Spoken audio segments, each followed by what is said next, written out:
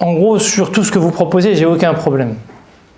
Mais il y a une des propositions que vous faites, en gros, vous adorez votre divinité, moi j'adore la mienne, et puis on parle plus de ça.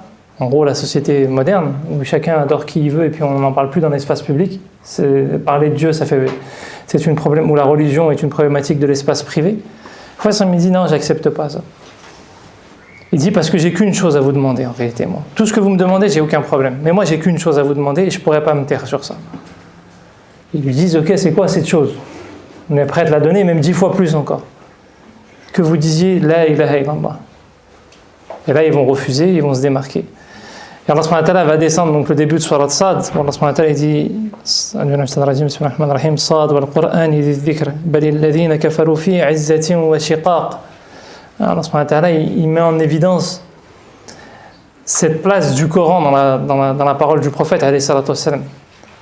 Cette place du Coran qui est un rappel, en réalité. La vocation du Coran, c'est de rappeler. Et donc on ne peut pas s'effacer, on ne peut pas limiter cette expression-là à l'espace public. Et il dit, le problème, c'est qu'eux, ils sont dans l'orgueil et dans la division. C'est pas toi qui es dans l'orgueil et dans la division. À chaque fois qu'on te propose de créer le lien, de toi-même, tu vas vers les gens, tu vas vers ceux qui te sont. Tu n'es pas dans la division, mais ton discours est clair. C'est un discours de fermeté sur ce qui est l'essence même de notre présence en ce monde-là. Allah subhanahu wa ta'ala continue, il dit, Kam ahlakna min qablihim min qarnin fanadaw wa la tahina manas. وعجبوا أن جاءهم منذر منهم وقال الكافرون هذا ساحر كذاب أجعل الآلهة إلها واحدا إن هذا إلا شيء عجاب. Je vous invite à lire la traduction en entier, mais en gros le sens de ce passage, c'est qu'Allah subhanahu wa ta'ala il nous dit, il y en a d'autres qui se sont égarés avant. Le problème il n'est pas dans le fait que les gens te suivent ou qu'ils ne te suivent pas, il est dans l'attitude que tu dois avoir. Et eux, ils s'étonnent que tu viennes les avertir. Mais ta seule mission, c'est d'avertir. C'est-à-dire que le prophète, il n'est pas focalisé sur le fait qu'ils le suivent ou qu'ils ne le suivent pas. Eux sont focalisés sur ça. Et nous, parfois, on est focalisé sur le fait que les gens nous suivent ou ne nous suivent pas. Le problème, il n'est pas là. Il n'est pas que les gens puissent accueillir notre discours. Parce que parfois, on se dit, mais c'est pas audible ce qu'on a à dire. Les gens ne nous entendent pas. Mais combien de gens n'ont pas entendu le prophète, alayhi salatu wassalam? Combien de gens ont refusé d'entendre le prophète, alayhi salatu wassalam? Combien de gens se sont moqués, se sont étonnés, l'ont pris en grippe, l'ont combattu juste pour ce qu'il avait à dire?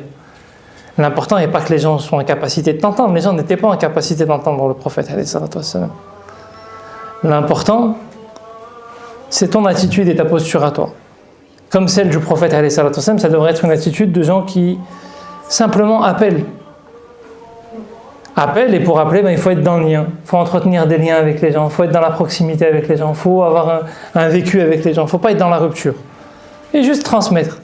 C'est pour ça que le prophète il accepte tout, vous voulez quoi, il n'y a pas de problème. Mais vous ne pouvez pas m'empêcher d'avoir à vous appeler. Je ne peux pas garder ça pour moi. Parce que c'est ça qui va changer tout le reste. Et ça c'est fondamental, on va rentrer dans après, mais c'est fondamental parce que c'est un des enseignements profonds, et on verra dans les deux autres catégories que j'évoquais tout à l'heure, comment le prophète alayhi salatu wassalam et comment la révélation dans Surat Az-Zumar en particulier vient nous donner des orientations. Mais on a déjà là une première attitude qui est importante dans la vie du prophète alayhi salatu wassalam qu'il faut retenir, c'est que le prophète alayhi salatu wassalam il est là pour appeler. Et parfois nous on est trop focalisé sur les résultats ou sur ce que pourraient dire les gens ou comment ils pourraient comprendre, ou même la manière dont ils ont pu déjà réagir. Parfois on a appelé et ça n'a pas marché. Le prophète a appelé et ça n'a pas marché.